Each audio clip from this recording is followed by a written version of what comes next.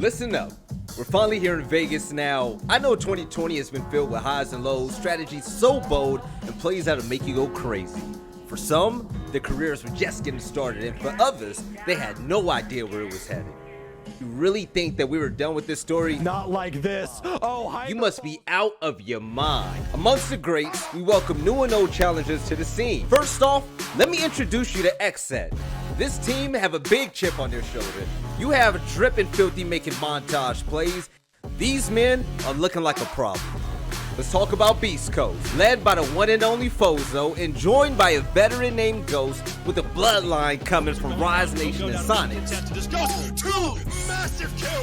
Coming down from Canada, we know all about Mirage. With the change to bring in Hot and Cold from Dark Zero, they're looking to roll past the competition. Hot and Cold is gonna clutch! What a huge play from Hot and Cold!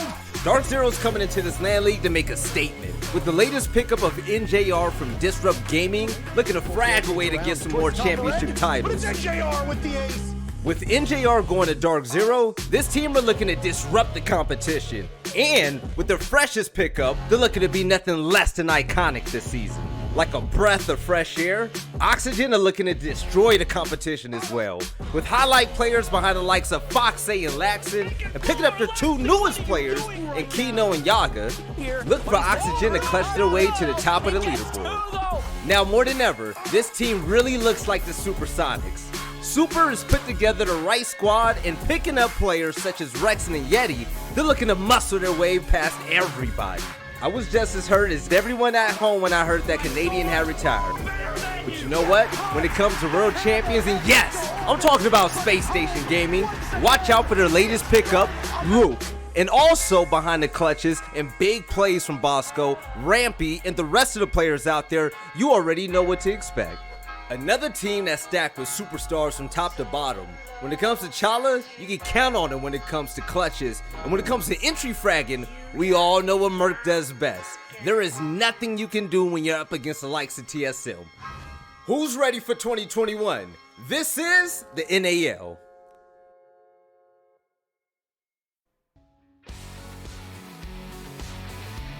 Alright, ladies and gentlemen, welcome back to the NAL Playday number 6. If you happen to miss yesterday, you missed a lot of big games and upsets, but for today, hopefully we see the same, but I'm pretty sure we're going to have some great series. I'm your desk host, Veli. Right next to me are my analysts. You guys already know them, Jacob and Jesse. Jacob, starting with you.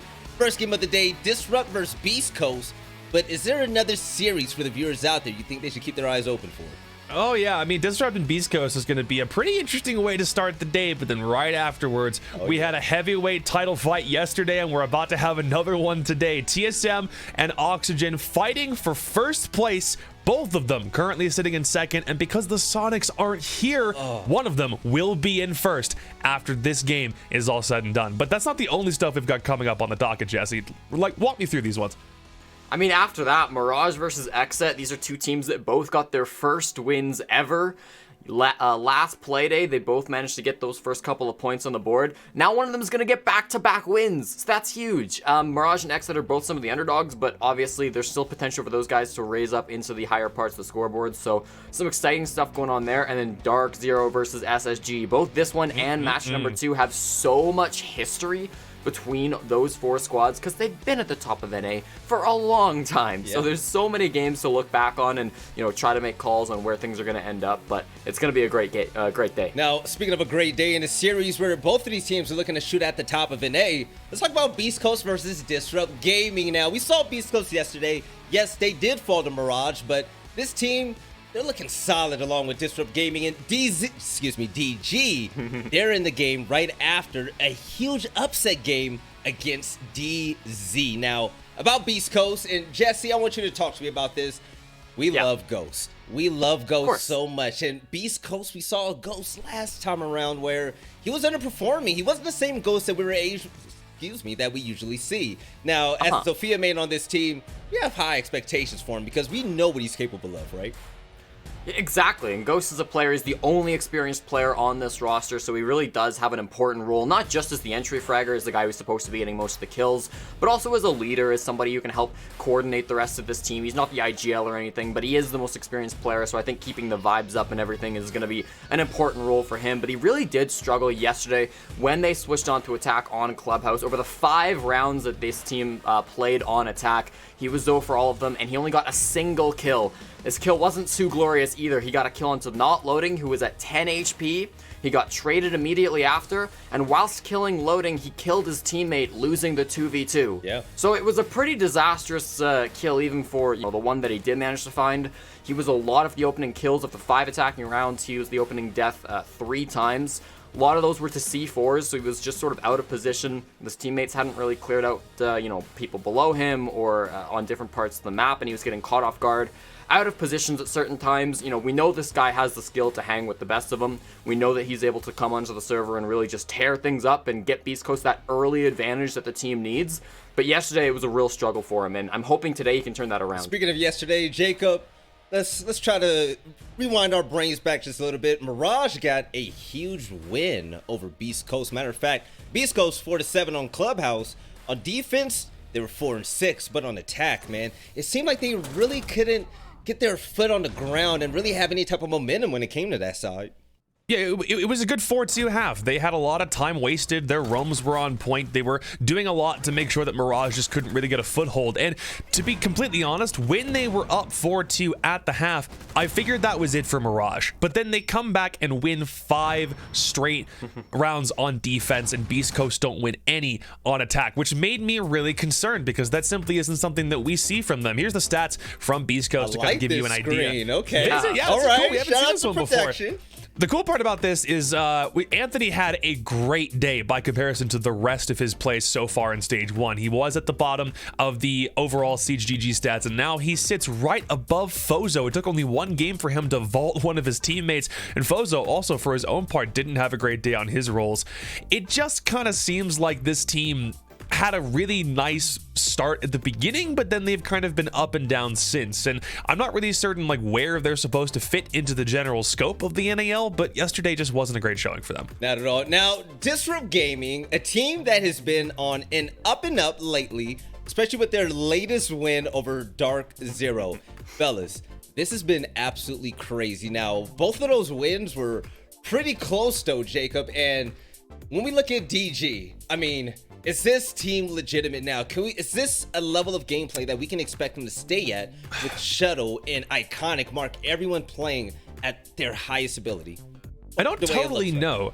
Well, yeah, I get what you mean. The thing about Disrupt is both of their wins this season have come against teams that were in the top 4 from last stage. Both of them were also blowouts, by the way. You don't really expect to see them beat DZ 7-3 or to beat OXG 7-2. Like, both of those are really good stat lines or score lines to have. They just kind of came out of nowhere considering the struggles that they had in their first 2 weeks. So they didn't play yesterday, and now they find themselves on a 2-game winning streak coming into a game against one of the teams that's decidedly within, like, I'd say the bottom half of the NAL so far. And if they were to win this game, and that propels them right up into maybe top 5, top 4 conversation, which is a wonderful spot to be with how flexible this league is, I just don't really know where they're going to be because those 2 wins kind of came as shocks. And I know Jessica could probably back me up on that. Yeah, I think that for Disrupt, there's two questions that you want to ask about their performance so far. First, you can look at it as, well, the first 2 weeks they struggled, and then by week 3 they improved, they got better, and they played a lot better because of it, which is true. But the other angle to take this at is, well, the first 2 weeks they played Clubhouse, which is a map that can be pretty grindy, can be pretty utility-based, and they really struggled. Their roams weren't on point, they couldn't attack, everything was falling apart. And then when they switched to week 3, they played Consulate twice in a row, which they looked a lot better on. So it's hard to tell right now if this is a team that have improved as the weeks have gone on, which is what you hope, or if this is a team that just has a limited map pool, which is definitely not what you want to see. So as these weeks go on, we'll sort of answer that question. Have Disrupt actually improved, or is it just a map-specific thing? I would wager it is them actually improving because I know these players, and the level of play we saw on Consulate was definitely a high level play, so that's sort of where I'm leaning towards, but we really don't know at this point. Now, Jesse, when we talk about Consulate, we're looking at a really big win when it comes to Disrupt Gaming. Actually, even on attack, like winning 3-1 on defense, they outclassed Dark Zero, and J9O going 12-4. It seems like remarkable, man, but it all started off really like, we saw Iconic with that huge clutch last time they played this map, and the team just never looked back ever since. Their aggression has been solid.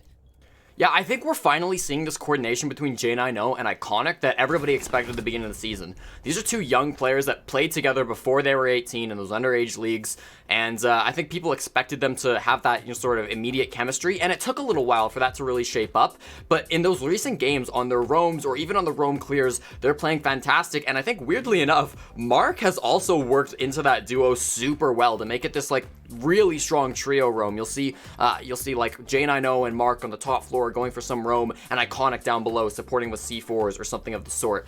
And this like trio really is powerful in the server. They've been playing lights out. J9O certainly the star in the most recent Playday, an incredible cost of 90% at Playday 4. So this is an interesting trio that I wasn't expecting to steal the show, but they really have. Jesse, Retro 7-4, 2-0 entry, 90 calls. That's the hard pressure, man. Yeah, I mean, everybody on this team is starting to step it up. I think Retro's another player that is more so known for his supportive abilities. He's their primary IGL, so he's a lot behind the scenes that he's not supposed to show up on the stat boards, but, even he's getting in on the fun and really starting to carry this team. All right, now with the map selections on the way here because the bans have gone through, Jacob, what map would you like to see between these two teams? And Jesse, you can fill on for the rest of it.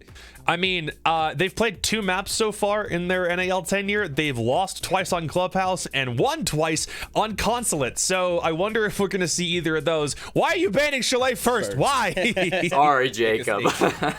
Chalet's gone. Cafe as well. I thought the Cafe might be one that we saw. It seemed pretty even in my notes. Clubhouse was another one that I thought maybe we'd see between these two teams because obviously it's one that Disrupt have gone to a lot in the past, but not favoring their previous results. Oregon and Consulate, so we're not going to see Oregon for the 4th time in a row in the North American League. We do have 2 more maps to come up here. Villa's not going to be the place. That means we're headed to Coastline, one of the maps that we don't see a whole lot of right now in the NAL. Disrupt have played this map twice at the major qualifier, and they played it a bunch at the Pro-Am. They've looked pretty strong in those recent games. For Beastcoast, they have had 1 play in the US Challenger League. It was an overtime loss. Since then, they haven't touched the map. So it's an interesting one for them. A lot of teams ban this against Beastcoast. I don't know if it's because it's a map that can have that upset potential and teams don't want that against BC, or what the deal is, if there's maybe some secret strategies that have been shown off in scrims. This is good, Jacob. Now, Jacob, considering all things considered, the aggressive play styles coming in from Beastcoast that we've seen, especially against TSM, right?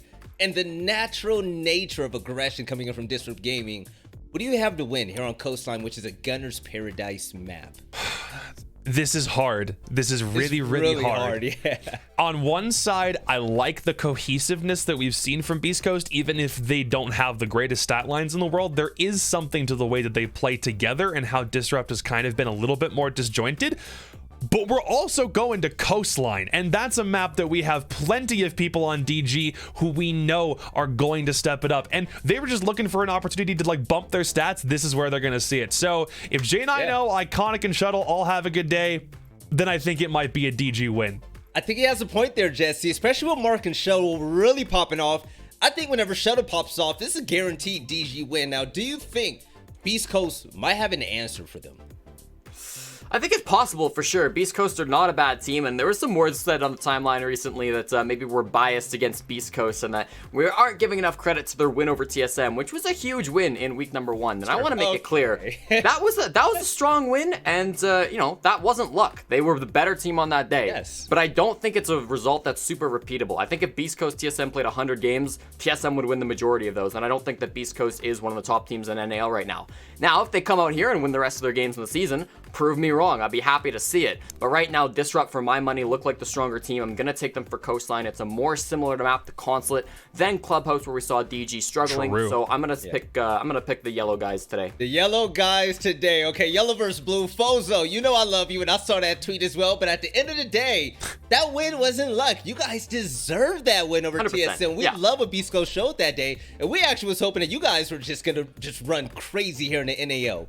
With that being said, consistency is so important, and we see the mismatch of games that are happening right now and how the top teams are starting to separate themselves from the other half. With that being said, I need to see more from Beastcoast. The win against TSM was great. Your gameplay lately has been fine, but it's not where I know you guys wanted to be yet. And with that being said, Shuttle has came to pop off. That man shows up with sunglasses every single day and pops off. And whenever you see Shuttle having a good day, DG wins. I like how Iconic is playing on this roster. Retro, everyone else, they've come together, and this is the best looking DG we have seen in these last 2 seasons, in my opinion. I rock with them to win here on Coastline. But Jacob, as the players get into the lobby and the characters get ready, man, X factors for this game. What's going to be important to watch out for? Iconic for me is still somebody who hasn't really shown up the way that he did when he used to play for the Sonics from last stage. Okay. He's kind of getting back into that groove, but he still sits at a third place position for DG overall in stats. J9O is performing kind of as expected. Shuttle is also doing pretty good, but Iconic still can be at the top of that leaderboard. We know he can. He's got the skill. Just give it some time and see if that's the way that it swings.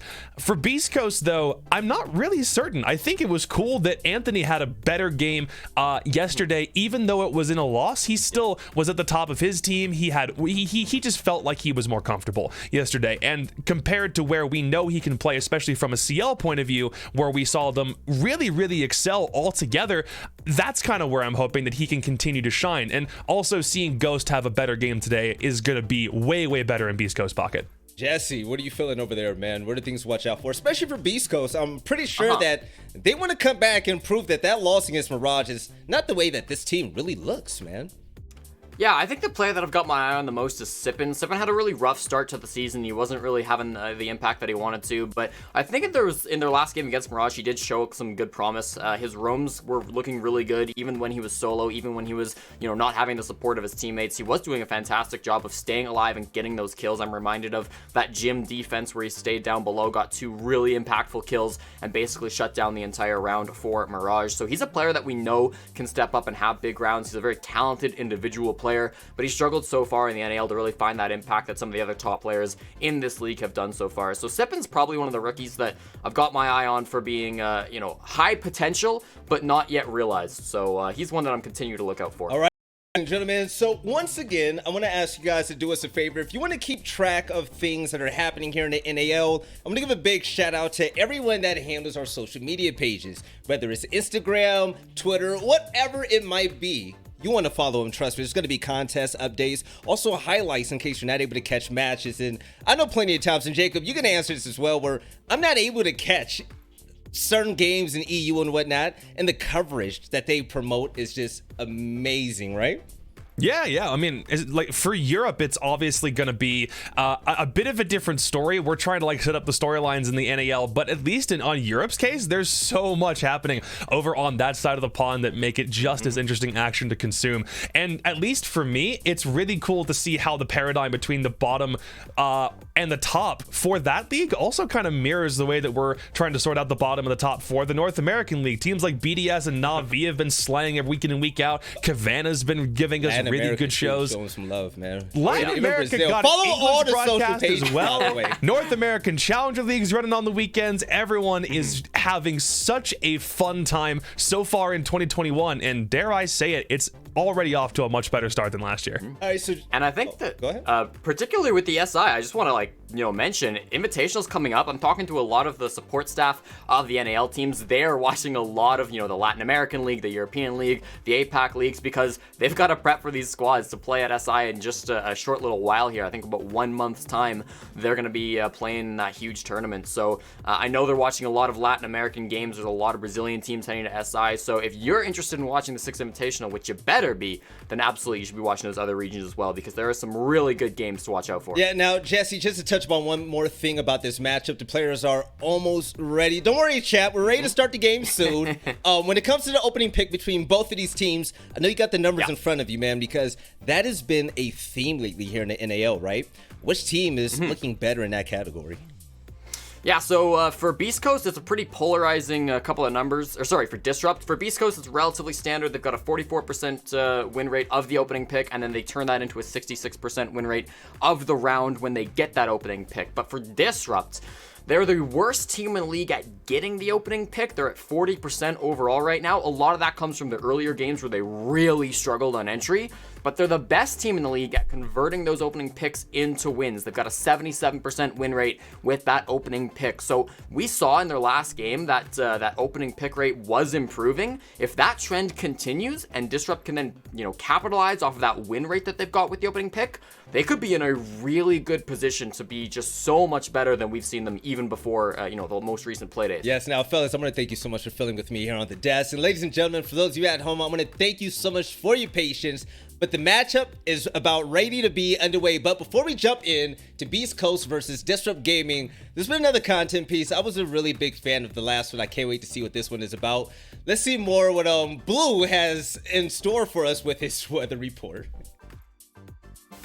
We've got to cut into the programming here for a second because this is breaking news. This is Blue here once again with the Siege Weather Center.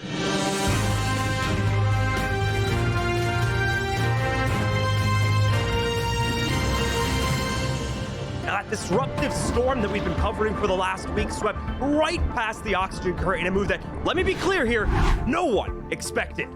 This storm showed us lightning patterns of an iconic nature. I mean, look at these statistics. 14 lightning strikes in 50 minutes, all in the same area. Even worse, only a day later, that storm swept right through the D0 region. Now, those lightning storms calmed down, yes, but the storm suddenly acquired gale force winds of a very dangerous nature on the J9O scale. I'm talking about the impact of a 12-4 KDR here. Now, that may sound like a lot of nonsense, and trust me, it is, but it's also dangerous because they're heading right for the Beast Coast. Now, the Beastcoast already faced off against another disaster last week as a strange lunar eclipse flooded the coast with waters from the D0 region. It was initially thought that these floods were going to cripple the coast for weeks, but thanks to the quick deployment of 2 new water-scrubbing ships by the name of Ghost and Sippin, the coast was able to clean up the floods the very next day. The lurking question now is, will these ships be able to defend the coast against that disruptive storm? Stay here at the 6 Weather Center. We'll have all the information you need. Bozo, team captain of Beastcoast, some support player. You're watching Rainbow Six NAL.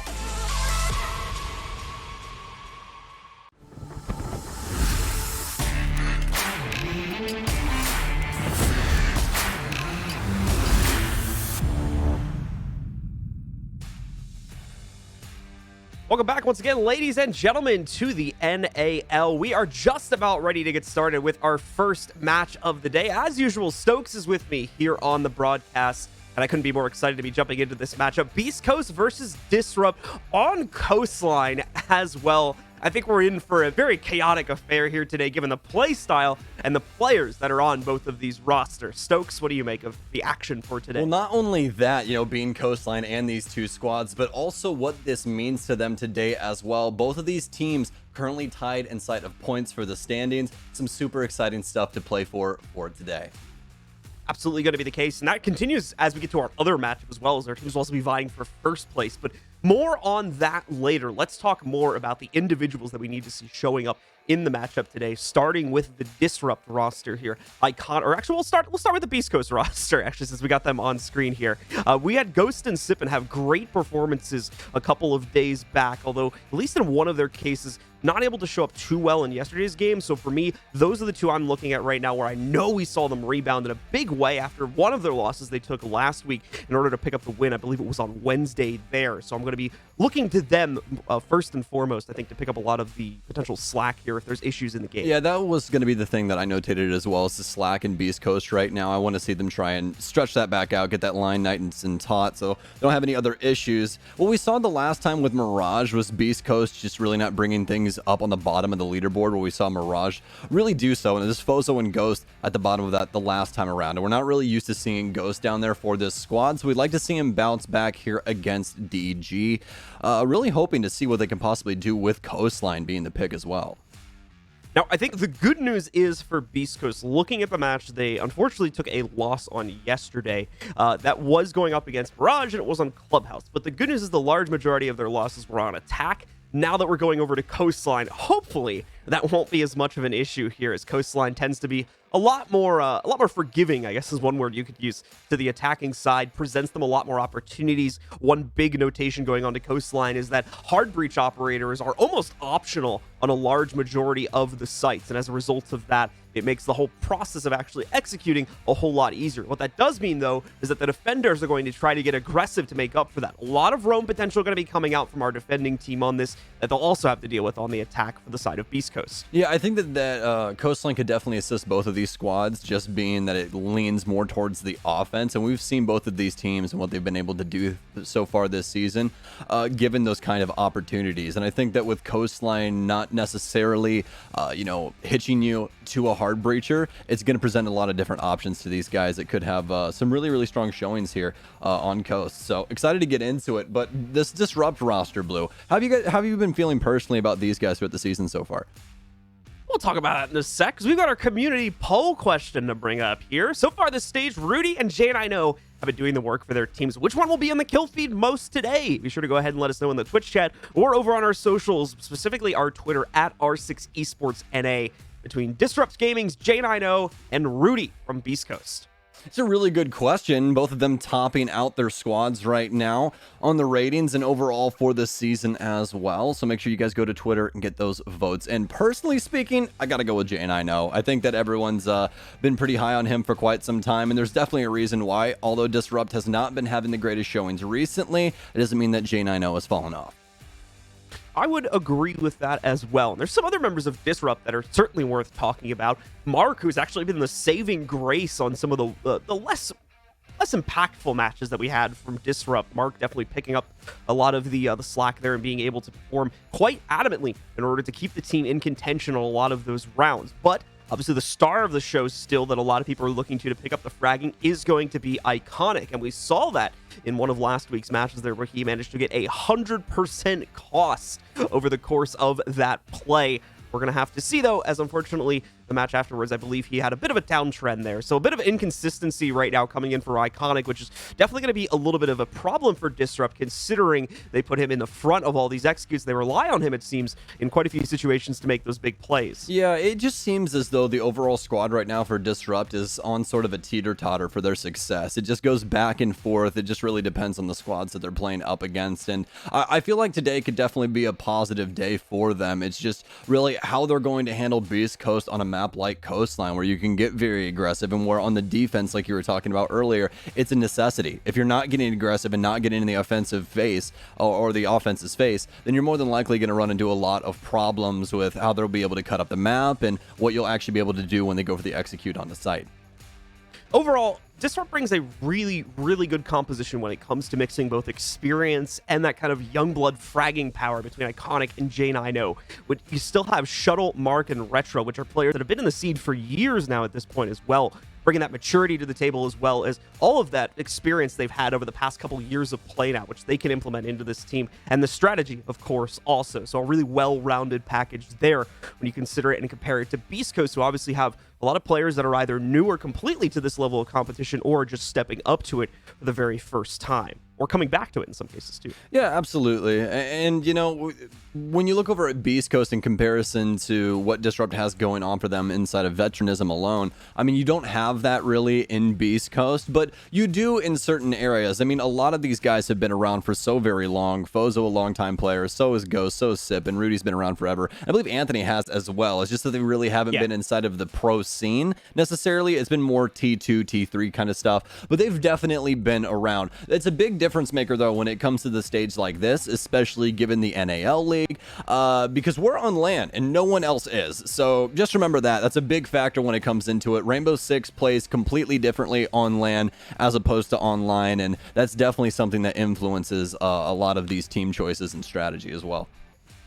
Another important thing, players obviously have to kind of get used to the LAN play, since some of the elements of the game actually work a little bit differently on the LAN play, just because of how things interact with each other. Beast Coast obviously wouldn't have had any experience on that prior to showing up to this tournament, but it's already been a couple weeks here, so should have been able to shake that off by this point and get themselves ready to frag out inside of our LAN client here. Same for Disrupt, of course, as they still bring a lot of experience to the table in that respect, and they should be well used to it by now. Once again, folks, apologies for the delay in getting the match started here. We do have all players in the lobby. We're just waiting on Disrupt at this point to give us the ready up from their end, and then we should be good to start the match and get started with things here. I'm very excited for it, though, not just between this one, as these two teams are sitting in somewhat similar position, in my opinion, in terms of their skill level, so I'm going to be very curious to see which one comes out on top here. And aside from that, the second game that we have coming up after this as well, the battle for number 1 in NA, at least for today, of course, since unfortunately the Sonics won't be able to actually defend that title currently, going on between TSM and Oxygen. That's going to be coming up right after this match, and that is certainly going to be a clash of the Titans, to be sure. Yeah, absolutely. And honestly, I think it's truly insane that we get to talk about this season. This is something that for a long time inside of the NAL and just, Pro League in general, that we haven't been really able to discuss inside of North America. There's been a lot of mainstay best teams, SSG being one of those for a very long time. We finally reached this point where people are really starting to shake things up. It's a lot of fun, but the fun has actually just begun, folks. Disrupt in Beastcoast starts now on Coastline.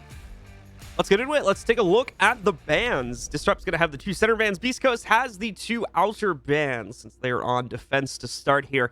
They'll be your orange team, Disrupt will be your blue team. Let's get into the action here and see what Beastcoast is going to knock out. Coastline bans going to be a little bit more free-flowing, still sticking to the normal meta in some respects, but drifting quite heavily from it in others. Not so much going to be the case here when it comes to our first ban, though. Ace getting knocked out, one of the few viable hard breachers for the very small number of situations where it's required on this map, knocking him out, making it that much more of a pain, and forcing some of those players onto Hibana if it's going to be brought at all.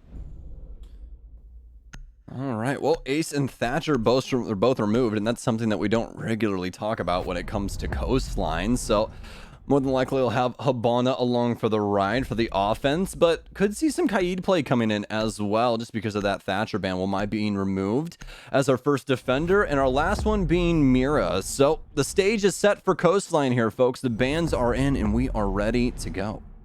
Nothing too crazy on the ban department overall there. Like we said, the Ace one being pretty straightforward. Thatcher, Wamai, and Mira being the usual suspects for bans across North American Rainbow Six Siege right now, as we see them pop up in nearly every match or every other match for the most case, with Mira, I think, popping up a little bit less occasionally than she used to, but on the maps where she needs to be banned, like on this one, because it kind of activates the play potential inside one of the 4 sites. You'll still see her banned out pretty handily. Getting into the first round, though, we're going to go to a kitchen service defense for Beastcoast. We'll also get a 6th pick from the Malusi on sipping there over to the Valkyrie.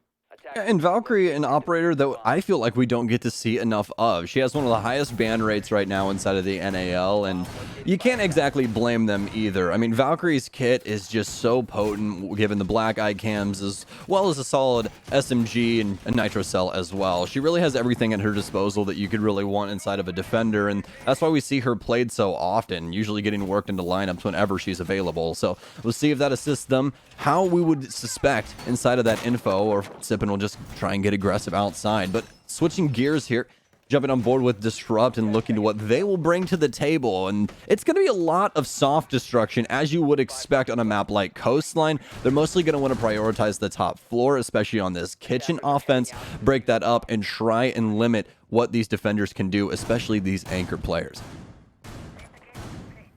So nothing crazy going to be going on in terms of the overall setup. You will notice, of course, since we have the Aruni in play, that Surya Gate's going to work its way onto the main kitchen doorway, one of the harder to access, I guess, portals for the attackers to try and use to take site control there, and that Surya Gate's going to make it even more annoying, either having to dump a form of utility or just take the hit on the damage, trying to run through that in a late round execute. You'll see one on the Sunrise Bar too, so most of those gates going to be focused on prioritizing stopping the flow of players from either an upstairs to downward take on cool vibes, or of course just pushing straight through into the Sunrise Bar.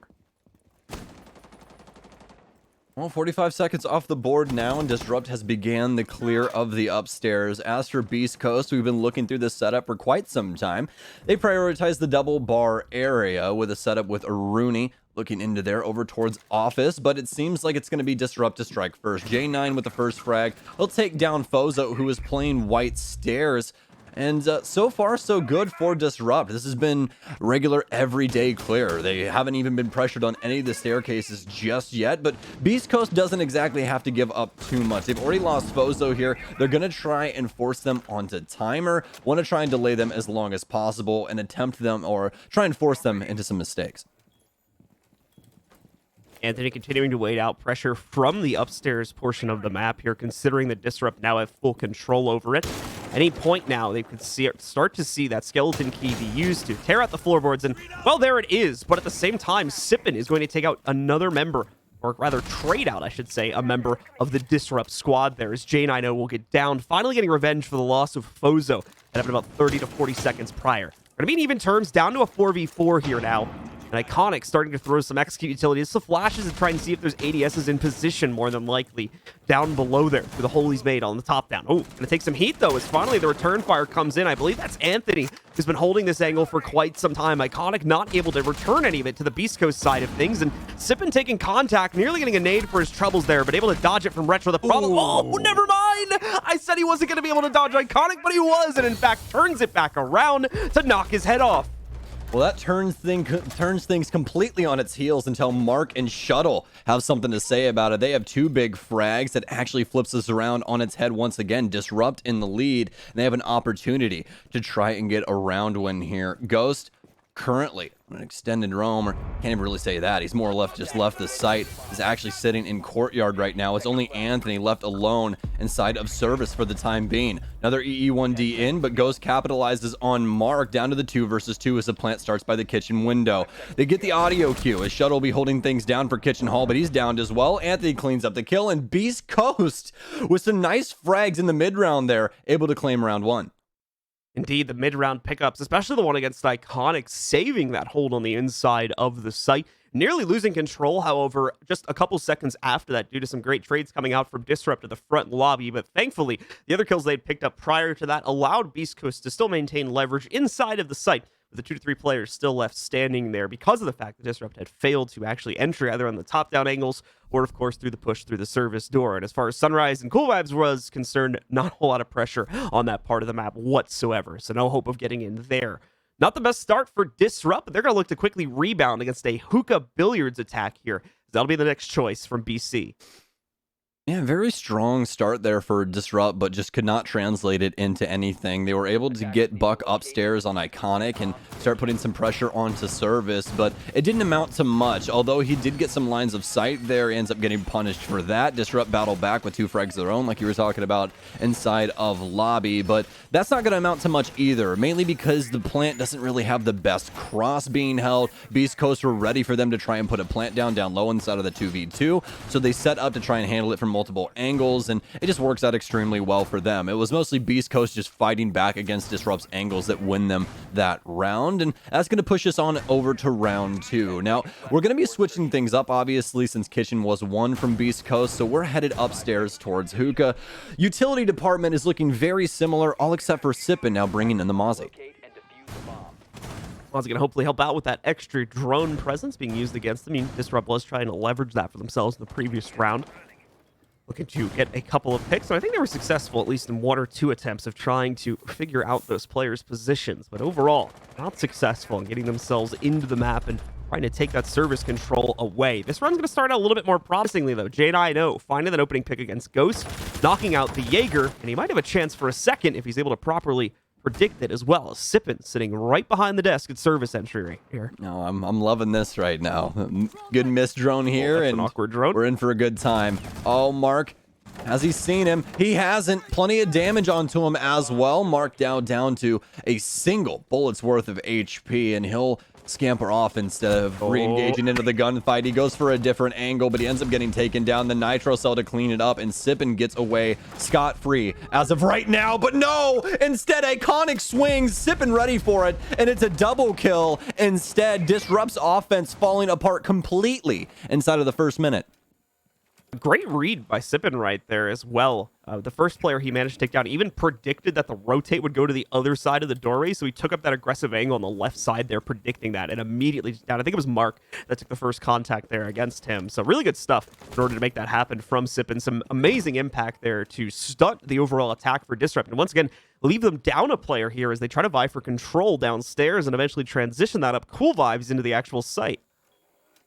Well, although it is pretty gloomy right now for Disrupt, they'll still have an opportunity here in this 3 versus 4. They have some solid utility still at their disposal. especially when it comes to information game overall with the drones, as well as with the Yana and Lion in play. So they can definitely still find some influence. It's just where these frags are going to come from next. They have to try and take it to Beastcoast, and they can't lose another person on DG. Otherwise, this is probably a lost ship. So, as for Beastcoast, looks to mostly for the actual most of the team, excuse me, stuttering all over the place today. Anyways, onto site here, all except for Sippin, who's still on roam. We saw him earlier inside of service with a double, and now it's a triple for him as he takes down J9. He's just disrupting the process that is Disrupt right now. They continually walk into him with these single target engagements. It's just not really working out in their favor. Finally, we got Retro and Shuttle playing closer together. We'll see if they can possibly pick up a frag. Trying their best to work some type of control here, but with only 20 seconds left, they really don't have time to be cautious about their approach. Need to go for an all-in attack here, and there is going to be a swing from Rudy, which is unsuccessful, actually. Retro catches that. Surprised by it, to be sure, but now going to try to make the run to the inside, dumping all their flashbangs to deal with the Surrey Gate. That'll go down, but the problem is there's an immediate flank here from Sippin. He'll get a fourth on the round, and Anthony as well will close out their Beastcoast, specifically Sippin with an amazing defense here and a really solid start to this match at 2-0. Yeah, 2-0 on the defensive side. Those early picks giving Beastcoast the lead they needed to bring that one all the way home. Continuing it is Sippin with the quad. I mean, that round was basically just a Sippin highlight reel as he just waltzed around the entire map. So solid stuff on him and solid positioning early on to know that they might miss drone inside of service, and that ends up begging him those 2 frags. So great stuff on them. But now for Beastcoast, away from the Sippin highlight reel, we're going down to Blue Bar and Sunrise Bar. This is going to be the third site on their site triangle, one that we don't actually tend to complete when it comes to Coastline and just how the offense usually ends up taking the reins and running away with things. But Beastcoast are bringing it back here on Coastline, making these defenses look extremely easy. Granted, it's mostly due to those early picks like we've been talking about before. We haven't had a absurd amount of pressure actually come onto the site players just yet, but we might see that start now with this double bar setup.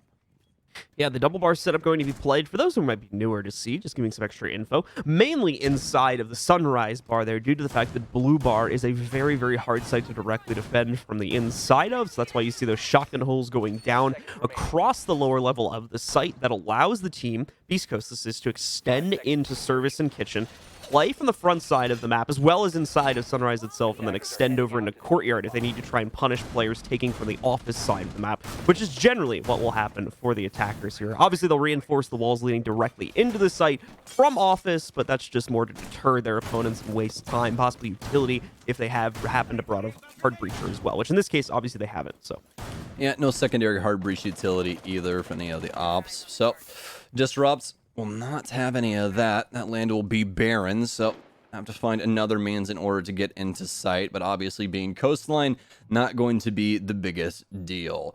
30 seconds off the board now inside of round 3 as Disrupt is once again working this top floor as we would expect for Coastline, especially given the positioning of the current site. Iconic more than likely worried about somebody inside a kitchen, and that's why he'll begin to break up the VIP floor. It's actually going to be Rudy down low. He's been signed out as well from the drone. He'll burn his nitro cell and actually deals 50 HP's worth of damage to himself. Oh, no. Down to 1 HP now. Rudy rocking a hard play. Stun grenades pouring in. But before he's actually dead, Sippin picks up yet another frag on the other end of the map, taking down Iconic. Spin is on a tear right now. 7-1 on the scoreboard here. Still losing a teammate, though. Shuttle is going to be able to pick up an exchange, bringing us back into a 4 versus 4. Shuttle will back up, though, not seeming to be too keen on aggressing against Sippin, and to be honest, is probably a good choice. Meanwhile, Rudy is surprisingly still alive due to having stayed in that position, and seems I spoke too soon, unfortunately, as Mark is finally going to take him down. More than likely when Rudy tried to swing out there. Sippin finally going to get down here as well by Shuttle, who's been holding control of that front doorway. Anthony looking to make impact to start to turn this back around as he goes for the pull door window. But at the moment, not able to find anything. And in a second, he's going to get himself droned out. Still, though, oh, the timing was so unfortunate on that drone. Mark rounds the corner, and Anthony gets that pick from the window just before the drone spots him out. Someone's going to come over there to try to put pressure onto him now, but I think it's a little bit too late. That might be the game changer here for Beastcoast if they can keep Ghost and Anthony alive. Anthony's still with plenty of smokes, be able to handle a push here in the dying moments of this round, but they have to get it that far. That's the biggest deal for the moment. Still so much utility for Disrupt as well, so they'll be able to get through this laser gate and actually start to put pressure on these site players now. Smoke grenade still going out for Anthony as Ghost is playing around the kitchen area, currently manning the kitchen doors. The last EE1D comes in. That's going to be Shuttle. Actually applying some pressure from Kitchen here, holding the cross so that he can't actually go to assist his friend inside of the actual bar area. It's now a triple here for Shuttle as Anthony's got grenades and everything else in between being chucked at him. He knows that Lion will be coming in from behind very soon. Nice stun grenade. Doesn't actually mark him. It's a triple now. Fully stunned out. Shuttle with the quad and Disrupt get away with round 3. Disrupt, nicely played here as they're finally going to be able to leverage themselves an attacker-sided round after some good beginnings, and more importantly, dealing with Sippin before he was able to go off again as he did back in round number 2 there. Beastcoast, of course, still in control at 2-1. The Disrupt now on the board in relatively solid fashion off of that previous round. However, Beastcoast, that was the 3rd point on their triangle that Stokes was mentioning. An issue of teams being able to go all the way over to that due to the fact that defensive-sided rounds normally don't trend too heavily in their direction on this map. So Beastcoast able to work their way towards it. Doesn't go too well, but now they unlock Kitchen and Service, and they can return to play into that yet again. Goyo is going to be 6-picked in this time as well for Fozo as a new addition is added to the defensive lineup. Okay, we'll have to see what they want to change up with that. The last time we saw Fozo apply a decent amount of castle barricades to the Sunrise Bar area, I believe they had one on the Towels door. I didn't see where the rest of them were, but obviously we won't be able to see where those are this time around either, as we will be bringing Goyo along for the ride. That's going to mean 3 separate shields that the offense has to deal with. Beastcoast going for more of a utilitarian setup here. For Kitchen, still going to have the Aruni as well, so they'll have to deal with those Surya gates. But that last round was simply a more calculated Disrupt, just taking their time, seeing how Beast Coast are going to respond to their actions on the map. And what we saw exactly what happens when Beast Coast gets aggressive up against a Disrupt that's going to be more patient, especially from Shuttle's perspective. I mean, Shuttle time and time again, just knowing what the next move is for BC and making the right move when it's necessary. So round 4 getting started. Another opportunity for Beast Coast to reassert control, especially if they're able to win out these sites they've already taken. But the Disrupt side of things here, they're looking to change their own fate, start to really take control of this half, as they would generally expect to be able to do on the attacking side of Coastline. But so far, a lot of issues dealing with that extended roam game here, trading out far too many of their players and leaving them with not enough of a force to push in the late round. Good attempt from J9O to make impact early on here as Ghost catches the plot just in time and is able to fall back to the inside of the site before getting forced out by a player inside of Sunrise. That was very dangerous there for just 1 second as Disrupt switch up pacing yet again and immediately assert J9 into Sunrise, but doesn't work out for them. Able to get some damage off onto Ghost and at least some info that they can work off of, but that's going to be it. The rest of this round, it's going to be back to drones, back to basics, one could say, but just as soon as we say that, Sippin's going to get in an engagement, or at least just a pre-fire through a wall into Hookah. Able to get some damage off onto Mark, but not enough to call home about just yet. They'll reposition down low here and continue to put this pressure on Disrupt.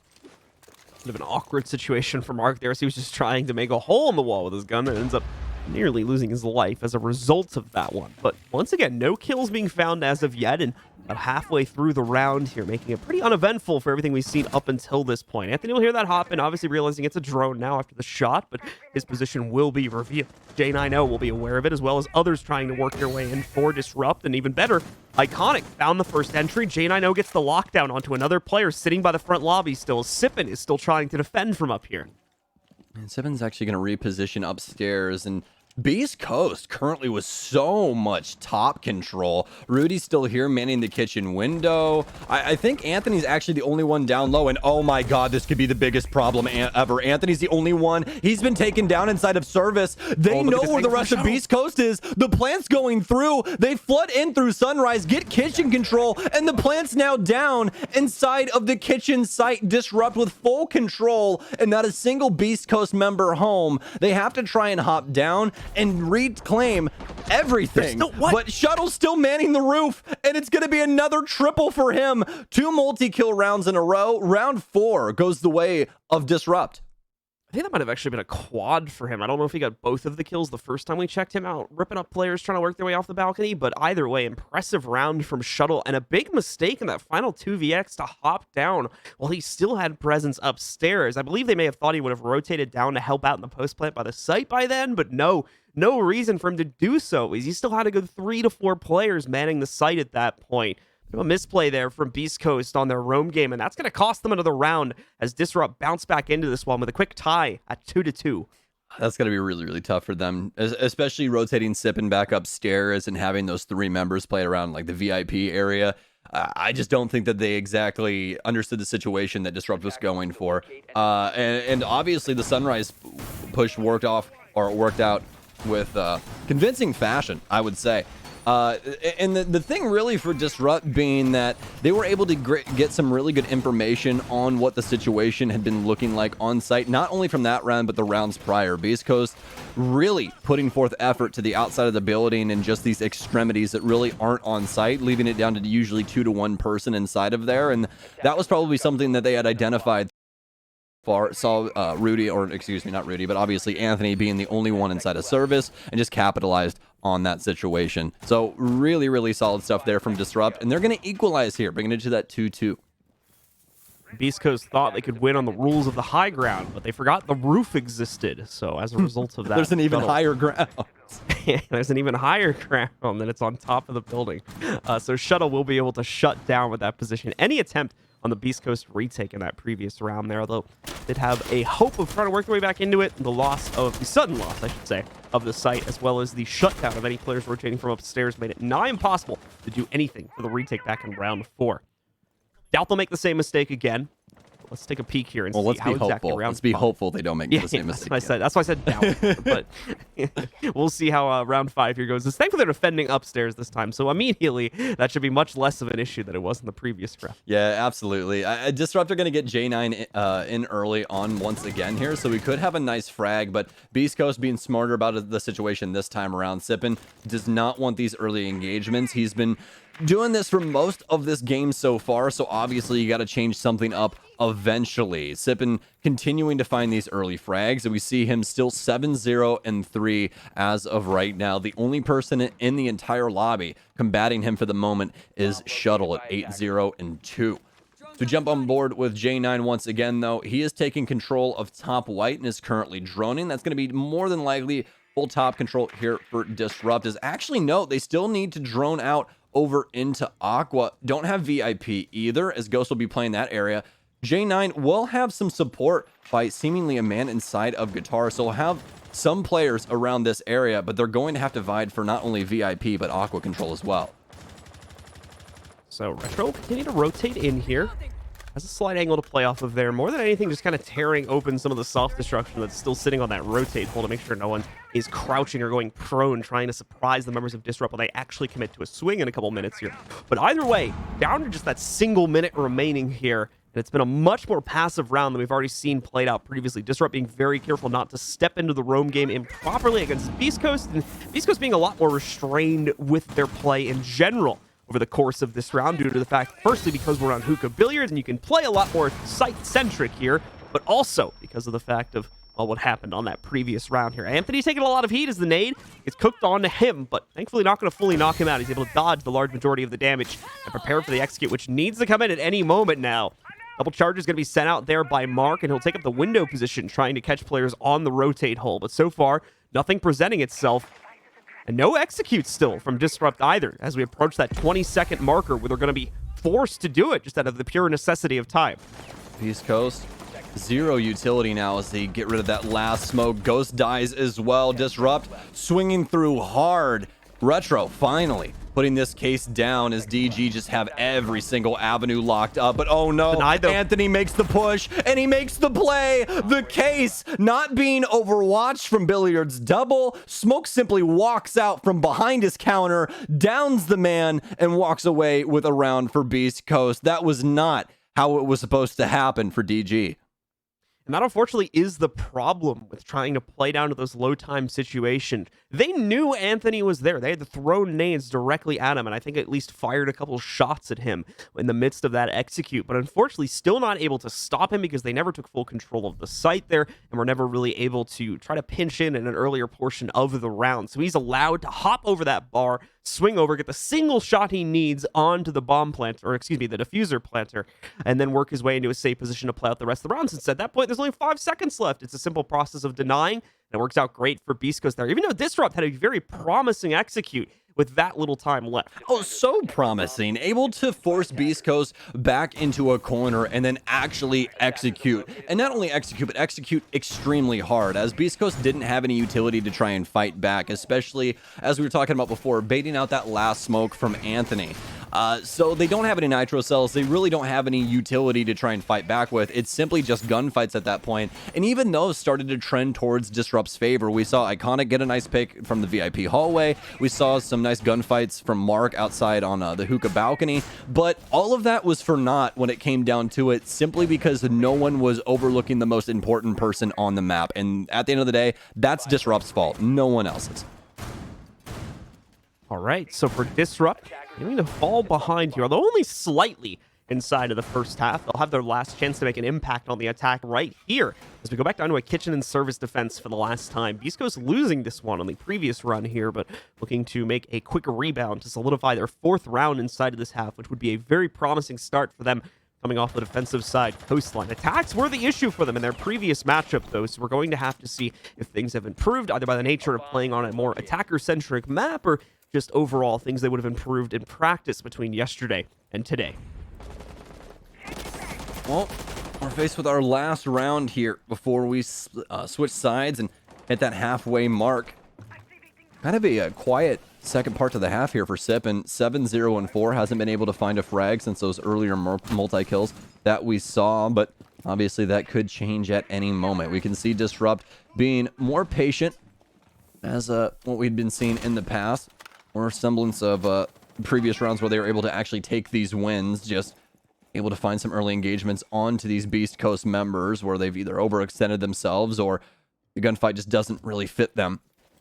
Able to capitalize on that and get those leadoff picks that have been able to find them those handful of rounds here. But as once again we are at the beginnings here, I don't expect Disrupt to push too far past that upstairs area. They want to clear this out once again and try and put pressure onto Beast Coast. That's how they've been finding these rounds before onto these sites. It's just mostly been, well, especially inside of that last round, the site players they've had trouble dealing with. So a minute and a half left inside of the round. Okay. Bit of a tepid approach here for both of these teams, as neither one wants to take a risk, but Disrupt, they saw the issues with that type of playstyle in the previous round here, trying to literally wait until the final second to make any aggressive action because Beastcoast had not been playing against them, and unfortunately, due to the fact that Anthony was left undealt with, they still ended up taking the L on that one. So trying to change that up here. A little bit more aggression starting to work its way into the round. Now that we're getting down to that final minute, they have the VIP top control. They can use that to breach down, but as you can see, not revealing anyone on the side of Beastcoast as of yet, not forcing them out into an awkward position. So they're going to stay strong with 5 players up and alive. That may start to change over the next few moments, though, as Disrupt are starting to poke and prod their way in. Well, previously it was the kitchen hit from Sunrise, and now it's looking more like a service door hit. They have pressure upstairs, but once again, Anthony kills Iconic on the vertical angle. Not Iconic once again here. I mean, you thought he could do it, but they actually have some more support, and it's Shuttle. Oh my, from that top angle. Able to find 2 and secure the plant for Retro, but he's actually going to get flanked. Sippin takes him down into the 3v2 in Beast Coast's favor, but with this plant now in Disrupt's control, they can simply play defensively. Mark's already worked his way over towards lobby door. He'll find a big frag onto Sippin. Fozo trying to find the refrag, but he has no idea where Mark even is. Ghost runs out of service, takes down yet another, and he's actually simply playing outside the door, trying to bait, get some good info on Retro, who's now in a lot of trouble by himself, and Ghost simply standing outside, baiting Retro's entire focus, allows Fozo to rotate in behind him, and it's going to be a 4-2 split here on our first half. Great play once again from the Beastcoast there, becoming a really hard force to try and contain as they once again swerve their way back into the site to be able to retake control and win out for a second time. Overall, I believe a 66% win rate on that site inside of that half there as they played it out 3 times total. Great stuff from them, and even better, it gives them that 4-2 lead that we were just talking about. That's a big deal coming off the defensive side of Coastline. Now they just need to capitalize upon it into the second half here with 3 additional rounds, and the map is theirs. They'll pick up another win here against Disrupt and push them down further in the ratings. For Disrupt, though, they are also jumping on the defense, and they'll go to a kitchen and service defense, hopefully with a chance for themselves to rebound here also. Okay, well, the side switch now for Disrupt, as you were saying. We're going down to kitchen. And this is not looking like what we had seen in the previous setups from Beastcoast at all. These guys are going to be bringing the Vigil along for the ride. No Aruni. They will have the Jaeger, but they'll also have Mute as well, instead of something like a Mozzie. So we're actually going to have both of the SAS operators here. So we'll have to see what they want to try and utilize them for. Obviously, Mute more than likely going to be for drones, as well as maybe some panels that they want to just have some, insurance on, but more than likely just drones, given that it is Coastline. Looks like we're going to have a full top hold here of Hookah, so we'll have to see how this breaks down, but this is definitely starting to make a lot more sense given J9 on that Vigil and bringing that in as the 6 pick. Let's take a look and see how the Vigil change up, as well as all the other elements playing into this round will play out as Beastcoast spawn, and we'll see them for the most part go for the pretty standard opener here. We're going to have a couple players work their way over onto that Aqua balcony to try and take control away, possibly working in further downstairs too here. They have to be careful towards the Aqua balcony. Obviously, we have the Vigil in position there, being played by J9O, and he's going to be able to lurk downstairs into office and a couple other areas here too. A lot of destruction still going off, so I believe Disrupt's still kind of setting up for themselves here, if you're wondering what all that noise is. But away from that, 30 seconds going into the round. J9O goes for a swing, and it's a miss, unfortunately. His opponent won't even realize, unless he already had vision onto it, the damage connected. So we'll go down to about 33% of his HP. Probably not going to be able to play too aggressively anymore as a result of that loss. Oh, and Fozo also going to go down. So Disrupt really taking it to BC for the time being. Sippin still with a breaching round, so he'll be able to get rid of the shield. That'll back off the Disrupt member playing so forward inside of service. I believe that's going to be Retro here, who's still trying to combat the service door. Ghost attempting to get rid of the actual Melusi, or the Banshee, excuse me, but not able to do so. It is too many ADSs there, and it's going to eat up all of that utility. And that's already going to be all of Ghost's utility gone inside of that lifeline, as well as all of Sippin's breaching rounds. He'll still have some breaching charges if they want to try and get him in upstairs and have some effect on these site players.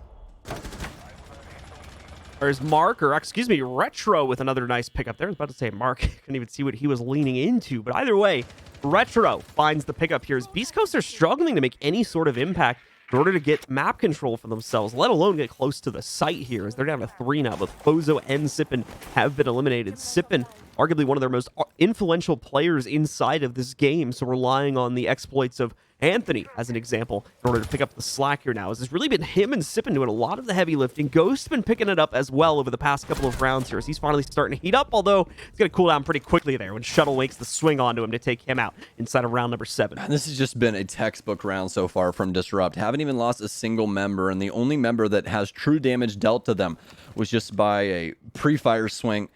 He ended up getting caught off guard by it. And now it's down to just Rudy and Anthony for Beastcoast. And with such minimal time remaining, there shouldn't really be a way that this can go their way, but we'll leave it up to the Rainbow Six gods. We don't want to try and take anything away from these guys, but as soon as I say that, Iconic will take down Rudy. It's a 1v5 with less than 30 seconds left for Anthony. Currently inside a theater. So he's going to work his way towards top white. Melusi there, Iconic on point, and that's going to be another flawless round here for Disrupt inside of round 7.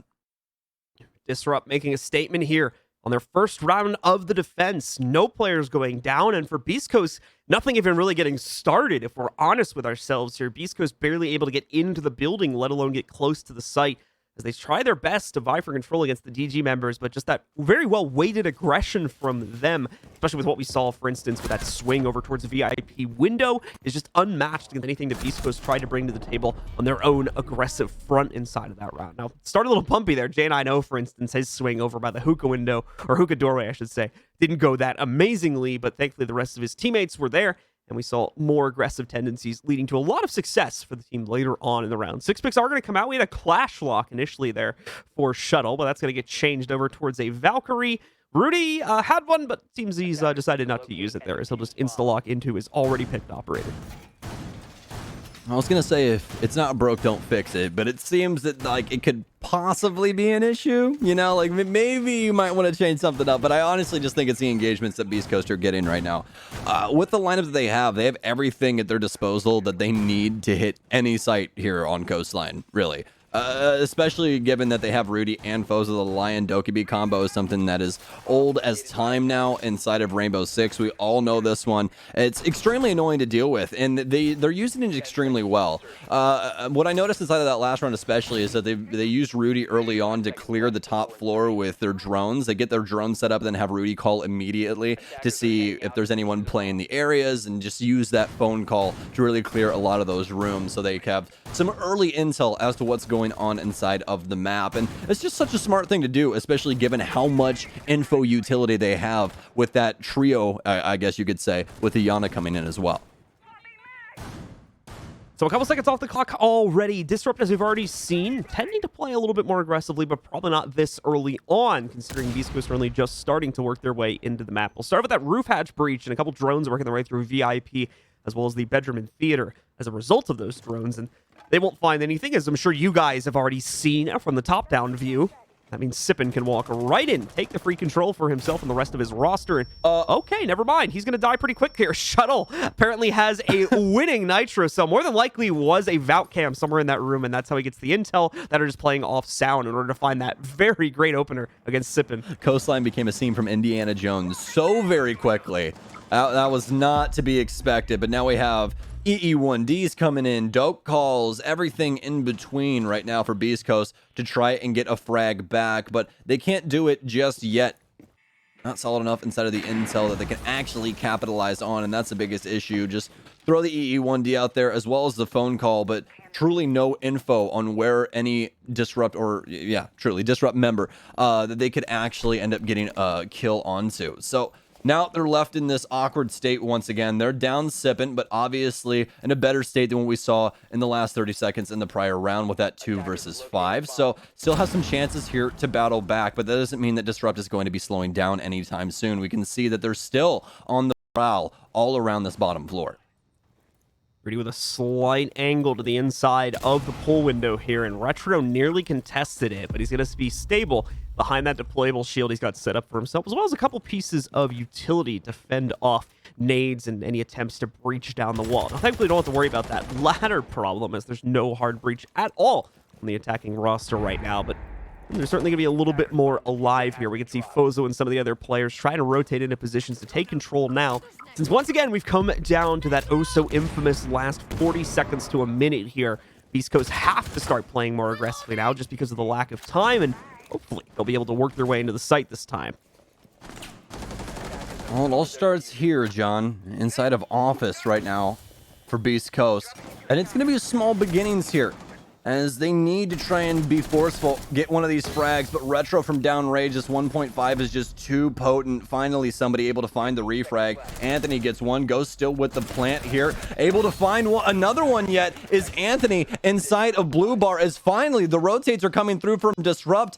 I assume they didn't know that the plant was going down, but they definitely do now, and it's going to be a huge problem here for them. Shotgun out actually ends up downing Anthony. Great check here. Nice hot ping, but Rudy able to get the refrag, does a crap load of damage to J9 as well. Shuttle looking worse for wear, but J9 now done, dusted. Rudy with 2 to seal the deal, and Beastcoast walk away with round 8 of a load time to execute.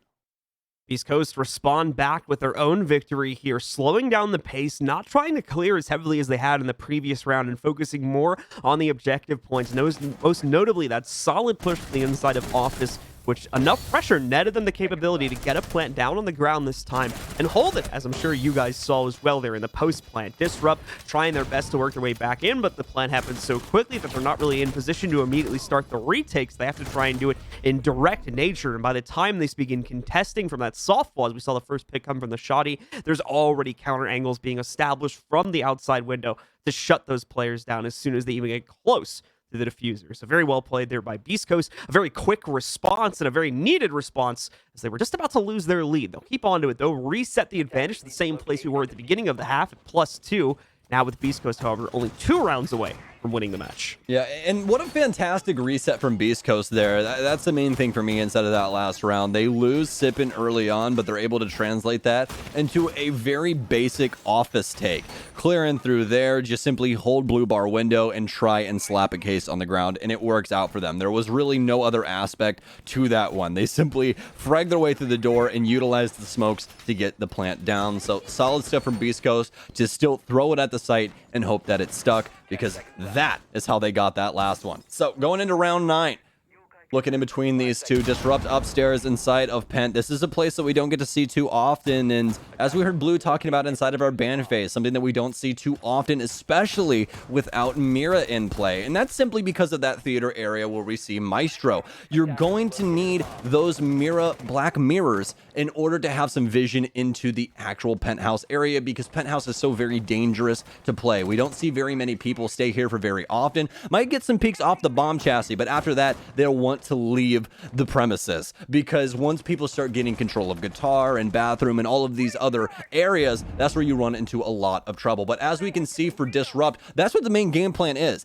hold down VIP. This entire wall has been destructed. They want to make sure that if the only area that they get is actually penthouse, they are in a kill box. They have to try and battle up against Mark and the rest of these Disrupt squads, or Disrupt members, excuse me, throughout the map in order to get this plant down inside of the penthouse area. Ozo and Mark, and seemingly an endless battle here by VIP, but in another exchange, Retro is going to come out on top. Disrupt with, I believe, 3 rounds in a row now where they found the opening pick, and on this round, the opening 2 picks apparently is Mark finally able to isolate out Bozo after a solid 30 seconds or so of them fighting. This frag grenade, though, could trade him out, and there you go. Nice plays from Anthony. Ghost returns the favor against Retro also. Both of those kills they suffered losses from a moment ago have now been traded. Really heads-up play there from Beastcoast to bounce back into it so quickly. Yeah, especially Anthony with the frag grenade. That's a way to try and get a refrag, especially when you really don't have an opportunity to do so through, traditional means. So, nice stuff from them. But now, hopping back here, minute and 18 seconds will remain on the clock. Beastcoast still with a solid advantage walking into these last dying seconds. Rudy with some pretty solid positioning that we saw inside of the bathroom. I don't necessarily know if they know that he's here just yet, but could catch them off guard. And as soon as I say that, it looks like they're going to actually not read it out correctly. Rudy swings out with a G8, able to claim a life. And now Beastcoast fire ahead here. Rudy's positioning too strong and unbeknownst to the last remaining Disrupt members, but still with a lot of time on the board to work through this site, see where these remaining DG teammates are, and try and get this case down. That's what the main game plan is for them right now, but they need a nice crossfire in order to do so, given that case control is actually in Rudy's hands. Anthony now going to be able to clear out things with Aruni's hollow, run into the hallway. Iconic will clean that up, and now he knows where areas have been cleared out for Beastcoast. Looks like VIP is going to be the priority, so that was illustrated pretty well from that hollow as the plant starts now. 15 seconds to go. That will go down. Doesn't seem like there's a whole lot. Oh, never mind. Nitro Cell saves the day there from Iconic. That's going to deny the plant from Rudy. Shuttle as well with the double pickup as he continues to reign supreme inside of this matchup, winning out round number 9 for the Disrupt cam. Very well done, and an instant shutdown from him as his opponents are forced into an execute there after losing the initial diffuser plant attempt. Oh no, that was so rough there for Beastcoast. They have everything going their way. Rudy gets some solid positioning inside of the bathroom that Disrupt didn't truly know anything about, able to find the frag inside of theater that they needed for the plant attempt inside of penthouse, but Disrupt just too solid inside of the load time play there. The Nitro Cell saves them from the initial case plant, and then we see the cleanup with the 81 from Disrupt. Very solid round for them, and what a bounce back, especially on that penthouse setup. Defenders, protect your bombs from being defused by attack. 0-6 pick going to work its way in here from Beastcoast. We'll have an interesting development. Haven't seen Zero picked up yet inside of this game, although we have been seeing him make choice appearances every now and again on specific maps. And I believe I have seen him picked by another squad on this map previously. I think it was Dark Zero, but memory might be a slightly fuzzy Nah, you on got it. that You one. definitely got it. Was Eclipse it? played him. Oh, nice. My brain's actually working. I don't even know why I know that Eclipse played him, but when you said it, I was like, yeah, Eclipse played him. Yep. It was on this map. Yeah, it was. Yeah. Either that or we're gonna get the angriest Twitter post later on. Either or. Really happy to know my brain's working properly today, because usually those are just complete guesses and they're usually wrong. But either way, Isn't that like half of casting? Don't tell anybody. Shh. Yeah. If you can manage your notes properly, you could probably be a god at referencing that kind of stuff. My notes are just a disorganized mess. It take me like 5 minutes to dig through it and find that statistic, and obviously we don't have time for that. So we'll get back into this matchup though and take a look at the opening action between Beastcoast and Disrupt on round number 10 here, as Beastcoast starting to play out. You can see at least one of these Valkyrie camps having worked their way outside. And this used to be a pretty popular thing to do. Still is, to be fair. But because of the lack of any IQ picks recently in the meta, these cams are actually going to be very, very hard to spot. Normally, IQ brought in specifically to counter out this type of play. But obviously, it's not going to be an option currently for Beastcoast. Well, we did see here there just for a split second on Rudy in the prior round, but as you said, gonna have the change up. We're bringing in the Sam cams here with Sam Fisher, and what a distraction! What is that? Oh my! Rudy baits out amazing. Valkyrie with the Sam cam, and Ghost just deletes him. And oh no, not like this! What is going on right now in Coastline? This is an absolute madhouse. This is a clown fiesta. This round is absolutely crazy right there. But what a bait to use the Argus cam on the wall. They probably had drone intel that was the only player defending Hookah as well. Mark with a great bullet hole lineup as well from the inside of Blue Bar. Punishes the push from Anthony into Sunrise and downs him. That's more than likely going to put us back down into another even 3v3, assuming they're able to confirm the kill. No one nearby to res Anthony from what I can see, so he'll more than likely stay there until at least he can crawl outside. No one from Disrupt, surprisingly, going in to finish that kill, so I think they want to be cautious of the body being baited for that purpose. So looks like Anthony will get back up after all, but obviously very, very low and only at 20 HP.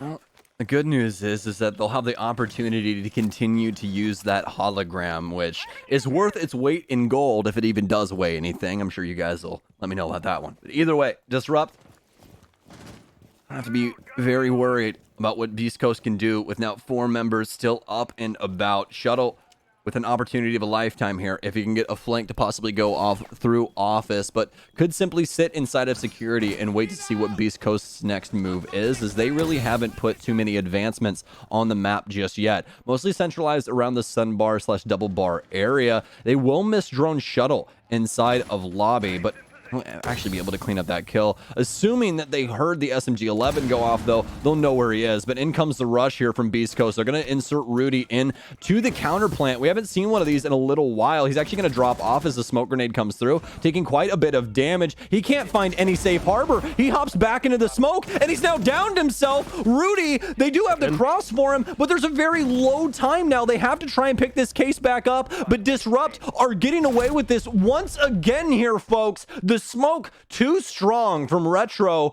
and it seals out all of Rudy's plant potential. They can't get it down, and that's the equalizer for DG. So much building up there for the folks on Beast Coast to specifically that great entry they got into Hookah using the Argus cam as bait, but unfortunately not able to follow that through into the actual site, where the earlier issues they ran into, such as the quick trade from Disrupt, as they found another very nice, by the way, quick nitro cell toss, I think off of some intel they got either from a Valkyrie cam or somewhere else, onto the floorboard to take out the player and immediately reignite the potential for them to win that round, as we saw them eventually follow through and do, as they just bunker themselves into the site, played out the time. This is an issue here for Beast Coast, as they are having trouble breaking open these anchor-focused site defenses from Disrupt when they decide to pull their players back and play in the site. Beast Coast just not always able to work their way past it far enough to where they can leverage a plant, as we've seen a couple times now, it getting denied, and ultimately the time running out, netting the round over to Disrupt. Yeah, the big issue inside of that round simply being just the smoke play. You know what I mean? Like, without smoke being there, they more than likely win that round, but him simply having utility still and being able to smoke off the sink area, it was just way too big of a deal. Beast Coast could not try and do anything else. There's no other safe avenue for Rudy to rotate to, because he can't try and push to like the back of kitchen or something, right? Like, he's obviously going to die to somebody in service, so he has to try and find some safe area around that sink to attempt to put a plant down.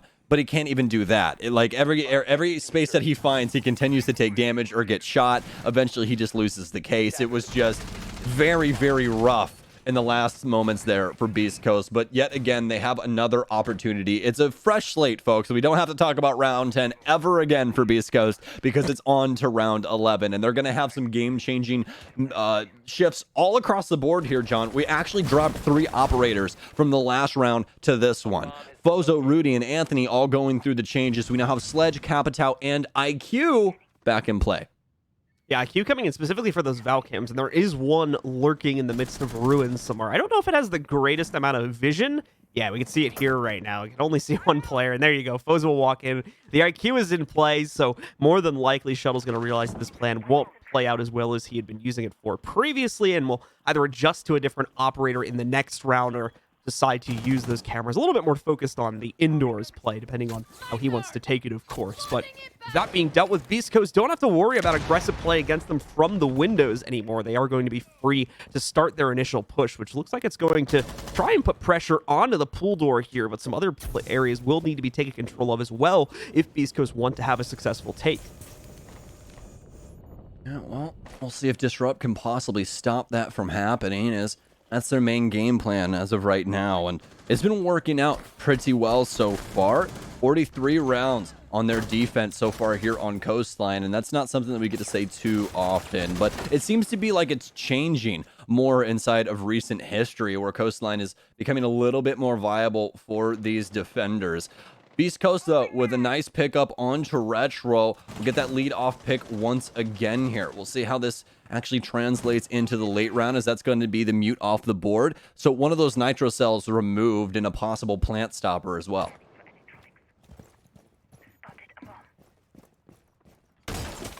As Beast Coast continue to work their way in and take control, they have opened up the route towards the default plant. Now Anthony, of course, making that quite easy with the sledgehammer being available. But of course, the resistance is there in kind from Disrupt, and they'll be ready to stop that with smoke play and everything else they have to utilize here. And I know, in fact, getting ready to start chucking this Toxic Babes out here, but at the same time, Rudy also having the micro smokes to block off the soft destruction leading out to the courtyard. And Rudy will actually go for a relatively deep plant here. Disrupt able to trade out one player as Sippin's going to go down. The plant will get interrupted as a result of that also there, as they temporarily cancel it, calling it off here. No one else picking up the mantle. And I know did go down in the process too, but he's got a fully reinforced wall to play off of. So going to be able to get him back up. And I mean, look at this close contention. They know there's nothing in the front lobby, so they're okay to just sit right here, have this lineup. Iconic rips 2 players to shreds. Ghost will get the trade, and in fact, Ghost gets the second. But can he get these other 2 kills with his teammate in the next 3 seconds? That's the question. There's one. Does he get the other one? He's literally on top of him, but he can't get it done. Ghost finds that 1 extra kill, but the time runs out as Disrupt take control of the round. That's just uncanny that Ghost is like, where is this guy? And he turns around and he's standing right there. You literally stepped on him. Oh my gosh, that is so unfortunate for Beast Coast, but it happens yet again, folks. Disrupt 3 rounds in a row now from the defensive side here on Coastline. And what a round that was from DG. Now, on the side of Beast Coast, main mistake there for them truly wasn't that big of a mistake. We'll talk about it for a second. What happened there was Beast Coast gets back off simply because of the utility usage coming through from DG with the toxic smokes, as well as some nitro cells coming through. But after they back off, BC doesn't really hold, any line of sight to make sure that Disrupt can retake space, or can't retake space, excuse me. And that's exactly what they do. They just reclaim all of Blue Bar, and Iconic just simply hops on top of it and waits for them to try and re-enter into the room. That was it. That was all they did. Besides that, I mean, it was just the last remaining Beast Coast members being on some other supporting angles where they weren't really able to get back in time to get the case. So instead, they have to go for the frags, and obviously, we saw how that one went. Ghost was able to pick up the Valkyrie, but not the last kill. That was so pivotal to claiming that round for BC. Disrupt 3 in a row. All right, so Disrupt here winning out so many rounds on time due to Beast Coast losing their plan attempt at the very last second. It's been such an unfortunate few rounds for them, and they definitely needed to take that pause here to figure out how exactly do we rebound, and more importantly, what do we need to focus on heading into overtime, as that's what Beast Coast need to be focused on now if they want any capability to work their way back into this game. Disrupt sitting at 6, just need that single round to close out here.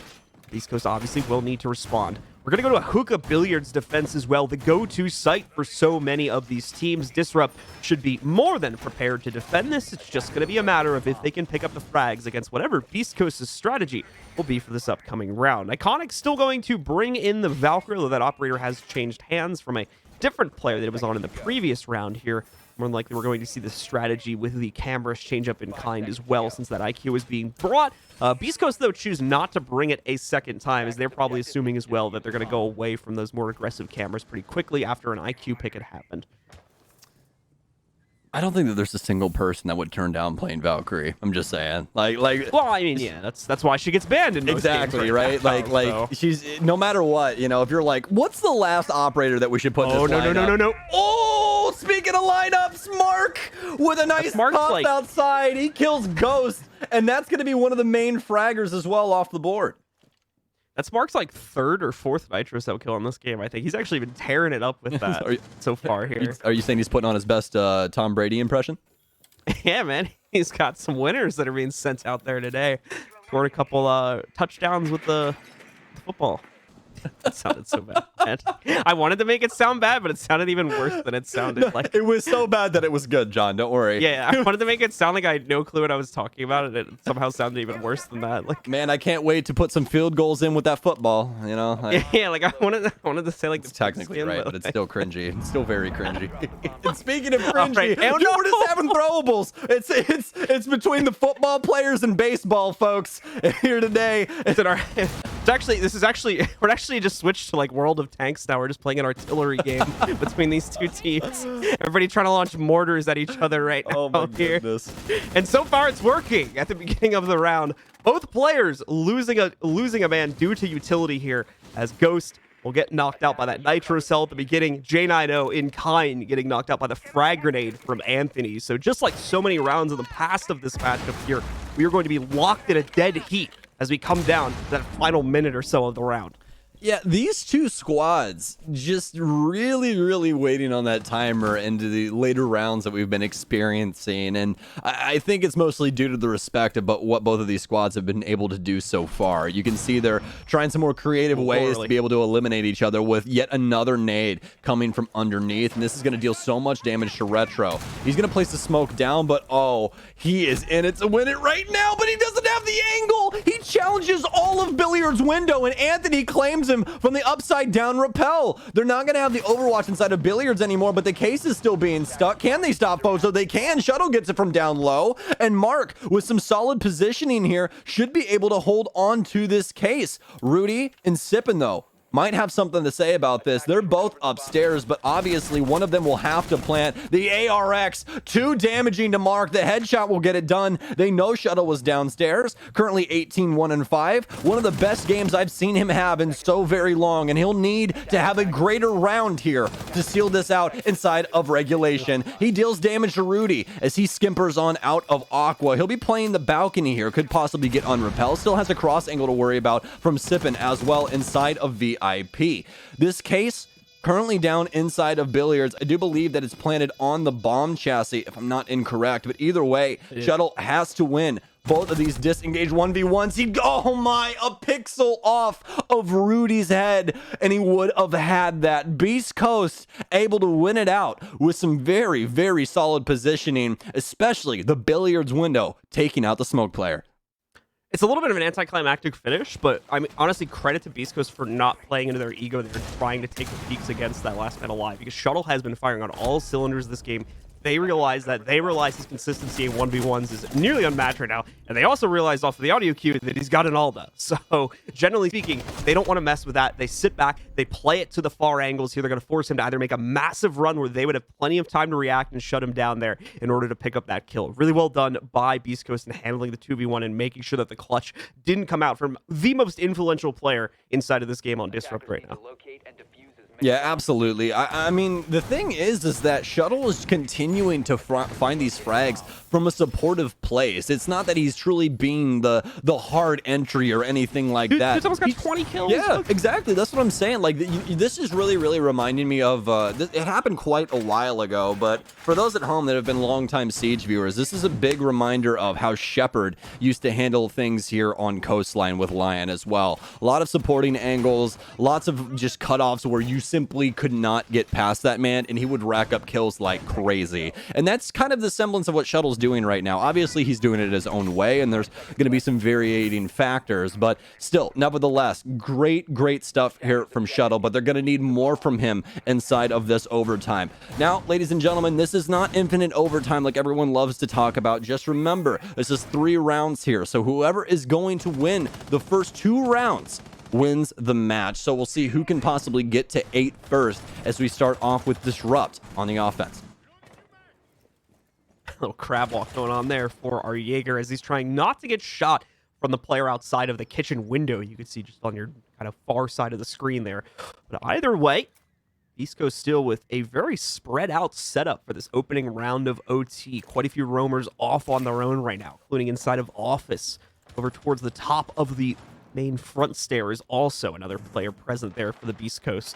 As they're looking to make impact in the early round once again. Whether they'll be able to accomplish it or not, is yet to be seen as we continue to play things out inside of our first round of OT. Both these teams looking to really solidify things, especially on the defensive ends of this matchup here, where both of our squads have been winning quite a few of their rounds with 4-2 halves going into both of their pockets. Too many people been getting blown up, so obviously J9 is now going to consider things before he actually attempts to walk inside of Aqua. And he's completely correct in doing so, because Sippin's down low, and not only that, but he has a nitro cell on the ceiling to kill anyone that dares step foot inside of Aquarium. So going to avoid that like the plague, as we're already halfway through this round, and it's been pretty slow so far for both of these squads, just mostly posturing and trying to get at one another. We are going to have J9 finally rotate through Aqua. The sound cue not helping out the Beast Coast squad, as that nitro cell will go wide, and Disrupt have full control of the top floor. This is looking super solid for the offense as of right now. Disrupt being set up for success here, but once again timid because of that roam game, which has been so present for Beast Coast, waiting for the top-down players to establish positions as well, and probably waiting for a bit of that utility to be thrown out. A nitro cell launched right at Iconic's feet, and thankfully he's able to jump, avoid outright death there as he still survives it with about 20 or so HP remaining. Rudy going to try to get aggressive, and he's already played from this position once. Counters out the drone. They try to use it as bait. Doesn't work as well as they would have hoped. And Rudy finally getting the angle he's been looking for a couple of rounds here. J9's head getting ripped off. The smoke charge going onto the door to prevent a push to refrag that pickup. Bozo was lost as a trade, but he hasn't been fully down just yet. And the body's currently being baited, so it'll remain there for some time. With 20 seconds left, really no time to get that player up, as they know Disrupt are going to be executing soon, and they want to capitalize upon that. There's the finishing blow onto Fozo. Retro and Shuttle with 2 more pickups. The round's turning around all of a sudden here. It's up to Anthony, the big player on the field, as well as Ghost, who's been helping out a lot in that respect. Plant going down for Retro, and Shuttle and Iconic close it out with 2 final kills. Disrupt pick up the opening round of OT. And that's the nature of the beast when it comes to Coastline. Once that top floor goes away, if there's solid positionings and solid overwatch on service, it's going to be really hard for you to try and actually get in and combat any sort of plant. We saw multiple attempts from Beast Coast members to rotate out, try and get in some gunfights, try and find a pick to slow down this offensive DG, and all of it was all for naught. It really didn't amount to much. They were able to try and get some smokes down to at least prevent the case from going anywhere, but even that was a little less than what was actually needed from them. Disrupt with a great run over the round there in that one, especially with that top floor control going into Iconic's hands. Now we're switching gears though, folks. As with overtime, only 1 round, and then we switch sides here. So DG onto defense, and they'll be allocating themselves towards Kitchen, whereas Beast Coast looking back over to their offense. We've seen quite a few different looks from this lineup, so let's give it a good read here. Gonna have the Nomad coming back in for Fozo. Rudy will have the Yana. Sledge in play as well for the top floor control, and then Ghost and Sippin to use at their own leisure for not only destruction of possible bulletproof materials, but as well as some possible floor/wall destruction as well. So Disrupt is shooting out a lot of those holes and setting up upstairs for the fend off against the initial take that would more likely come in from Beastcoast. And traditionally, as you guys have probably seen a couple of times by now, a lot of these attacks start from the VIP hallway there where the guitar is inside of it, as well as the hatch in the bathroom directly to its right. Roamer's usually wanting to set up this kind of hard lock bunker on the inside of theater, play that out, and try to find the initial picks before funneling back downstairs to the actual site. Disrupt, of course, looking to defend the very same site that Beastcoast just picked up on the previous round also. Well, both of Beastcoast's wins coming from rounds where they planted. So we'll see if they can possibly get that case on the ground once again here for Kitchen. So far, very nice setup here for Disrupt. They'll be holding on to theater as well as some other aspects of that top floor, just trying to limit Beastcoast as much as they possibly can. Really set them back on time, and that's exactly what they need to do. We saw what Disrupt was able to do with truly only a minute and about 20 seconds there, as Iconic was able to break in a little under that halfway mark, and they were able to take the entire round because of it.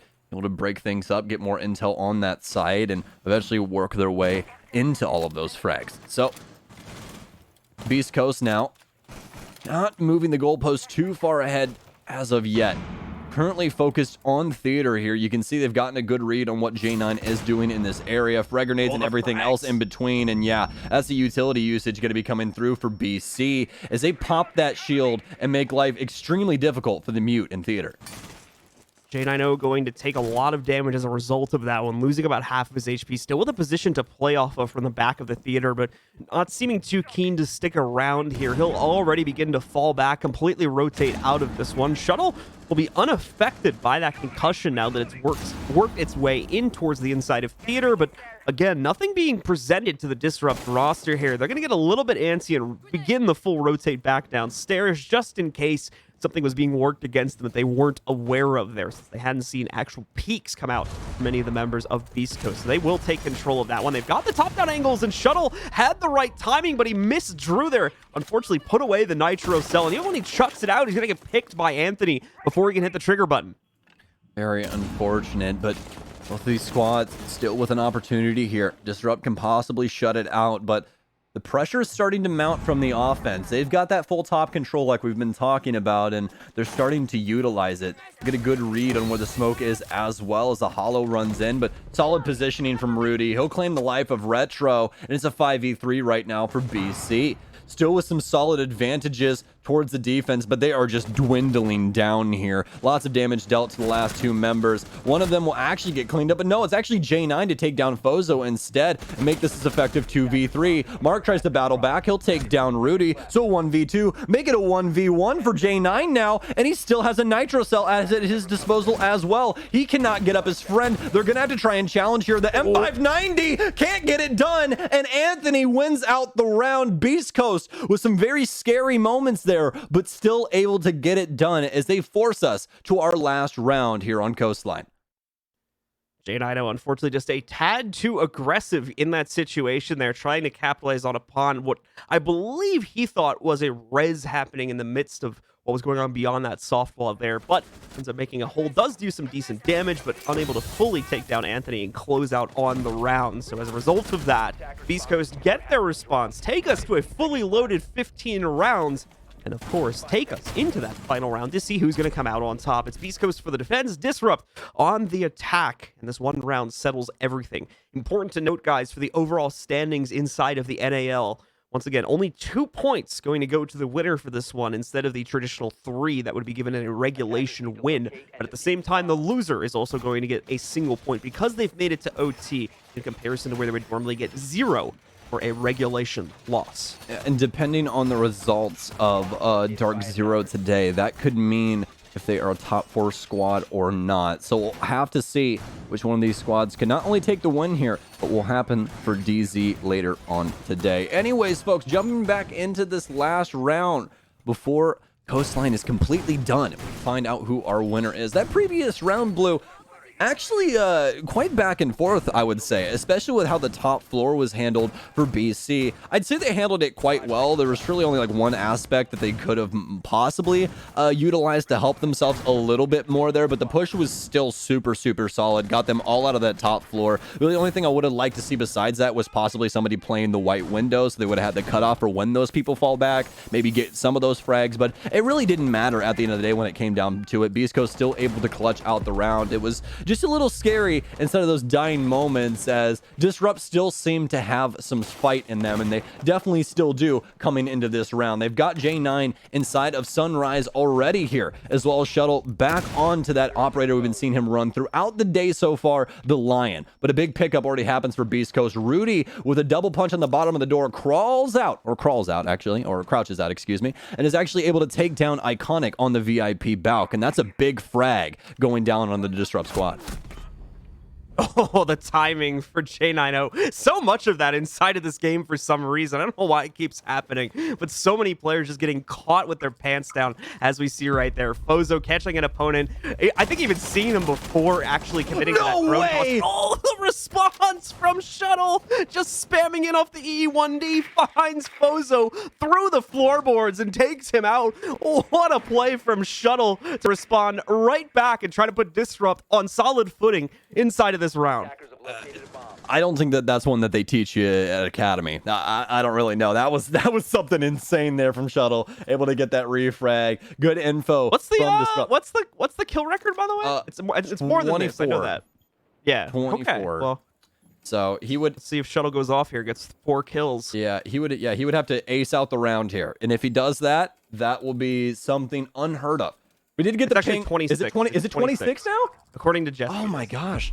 I don't remember the 26 skill one then. Either way, Disrupt though, still with this 3 versus 4 going into the dying moments here, but this is exactly what we expect from either one of these squads on the offense. We haven't seen truly an early execute happen for either team just yet.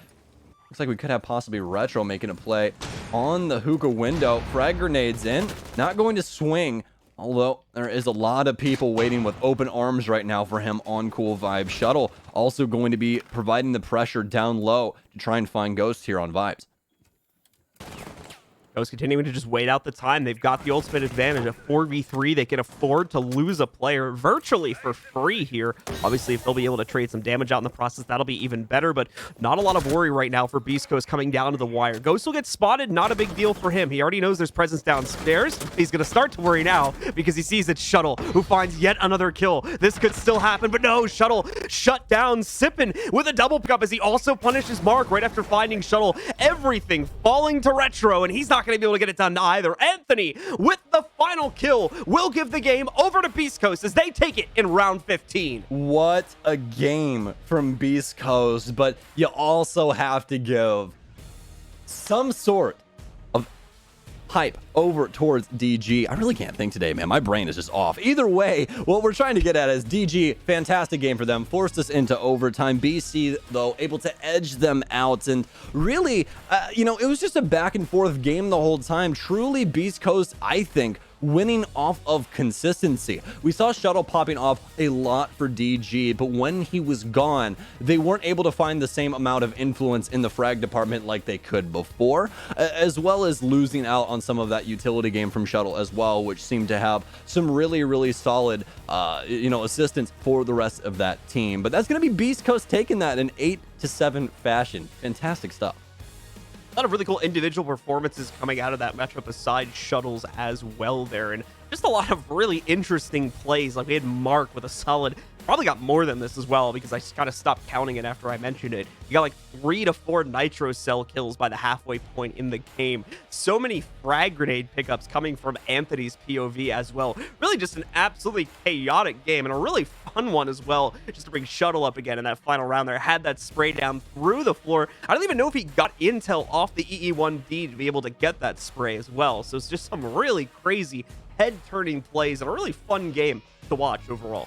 Yeah, absolutely. And that's exactly what we expected walking into this one. I mean, when you hear Disrupt in Beast Coast, you're like, oh, that's going to be a pretty fun matchup. But then you hear Coastline, and I think that changes up everything. So All right, guys. Well, that closes out match number 1. Do stick with us. We're going to take a short break.